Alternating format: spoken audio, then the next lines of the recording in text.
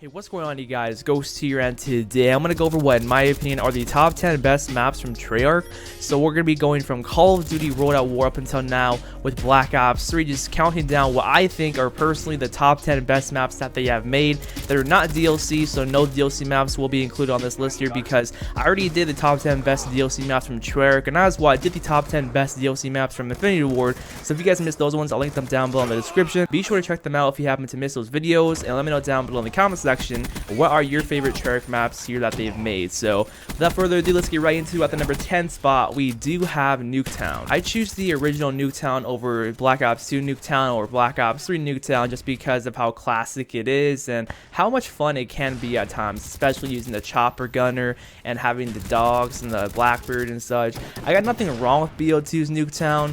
Black Ops 3's Newtown is kind of weird and very fast because of the movement system. It doesn't really feel very controlled. It feels so random. Then again, Newtown is definitely a very random map with explosions everywhere, dying over the place, and much more. I think Newtown is one of those maps you just, obviously cannot take seriously. It's just all about having that fun. And if you have those bad matches, you have those bad matches, but at least you always know where people are going to be at, and you're getting kills left and right here. It's a pretty fun map here in Black Ops 1, and I overall think it's one of the best Treyarch has made. It's definitely a classic. So on to the number 9 spot, we do have Hunted from Black Ops 3. Ever since the Black Ops 3 beta way back in August of 2015, I've always loved Hunted here because, for one, the map looks beautiful and nice. For two, it's very well designed with some nice flanking routes, and it has a pretty cool underwater route which you can take as well, which you don't see too many of those in Call of Duty, obviously. And Treyarch did a pretty good job overall with some of the underwater sections of some of the maps here in this game. But besides that,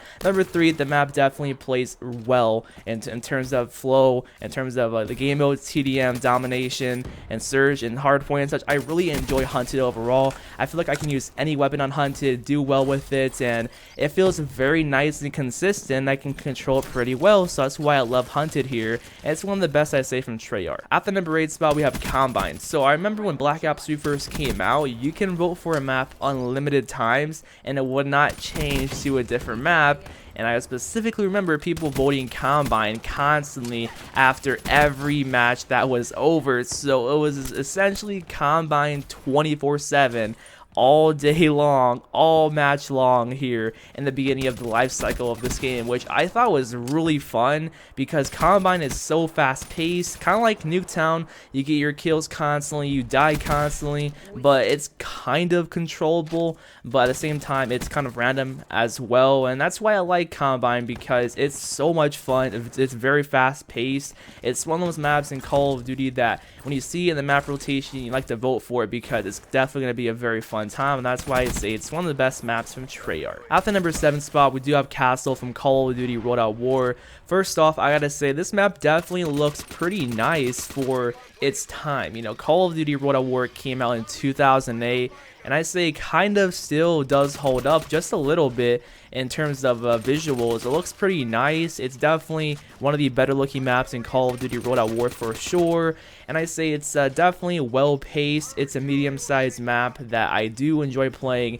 if I do hop on Call of Duty World at War, which is definitely kind of rare sometimes. But on this match here on Castle that I was playing the other day, I was having a blast here with the STG-44, streaking up here, getting my dogs. I do think Castle is one of the best maps in Call of Duty World at War. Alongside here, the number 6 spot, Courtyard, which is a very small size map, which is great for your SMGs, so just hit fire, spray, and pray with your PPSH and your MP40, and you'll go to town for sure. This map was also remade into Black Ops 2 as Dig, a part of DLC 4, I believe. And in Black Ops 2, I didn't really like it that much, mainly because of how it looked. And here in Call of Duty World at War, I like how it looks. It looks gritty. It has a war-torn feeling to it. Overall, the map is very fast-paced. It's very fun to play, and it's definitely a map that I enjoy in Call of Duty World at War. For the most part, the map seems to be very large here in this game, so it's a nice change up playing Courtyard and also Castle, the last one that I mentioned, because they're very fast-paced, getting kills constantly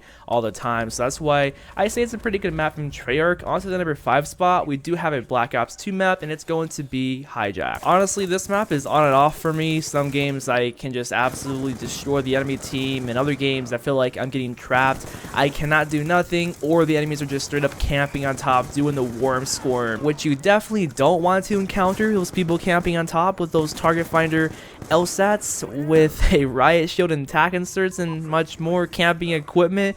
That definitely does suck sometimes. You will run into that. However, sometimes this map can be very fun if you can control the spawns well. It's a map where you always know and have an idea of where the enemies are going to be at, because the spawns are so easy to learn on Hijack. That's why it's easy to get trapped in your spawn, and that's why it's easy, of course, to do the same thing to the other team and spawn trap them, get your kill streaks going on, get your feeds and such.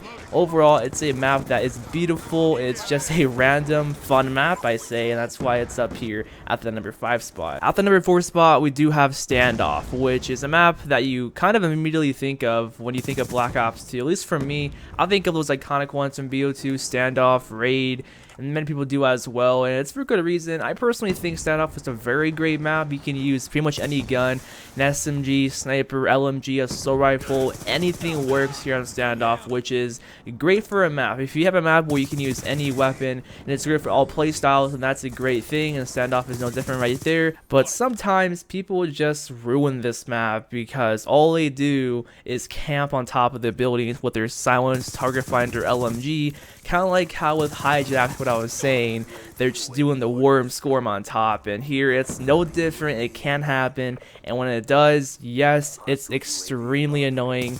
But when you don't have those campers, the map does play pretty nice. It's good for your swarm, it's nice for your lodestar, your VTOL warship. It's great for streaks. It overall feels pretty nice, and that's why I love Standoff here in Black Ops 2. Next up, at the number 3 spot though, we got Raid, which I say is the most iconic map here in Black Ops 2. People seem to always love Raid. Then you got the minority where people say Raid is overhyped, Raid is trash.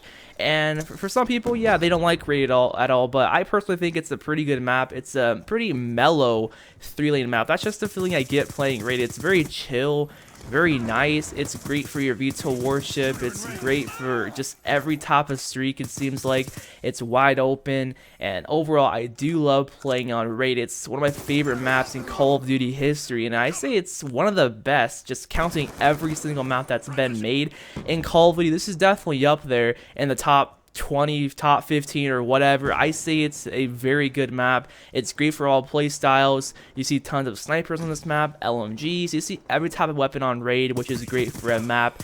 That's why I say it's one of the best from Treyarch, but I say it's not as good as these last two. We have Firing Range at the number 2 spot.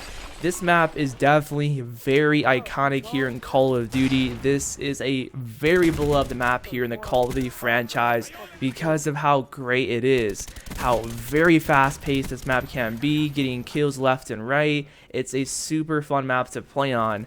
It was also remade into Black Ops 2 as Studio, which some may say is even better than Firing Range.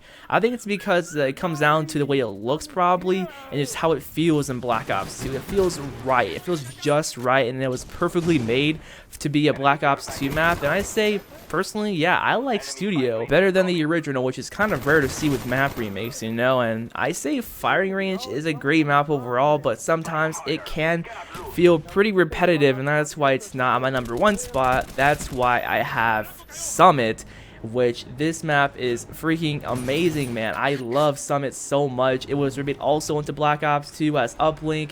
That map remake was phenomenal as well. It's just as good as the original, in my opinion at least. Summit is a sick map. It's very fun to play.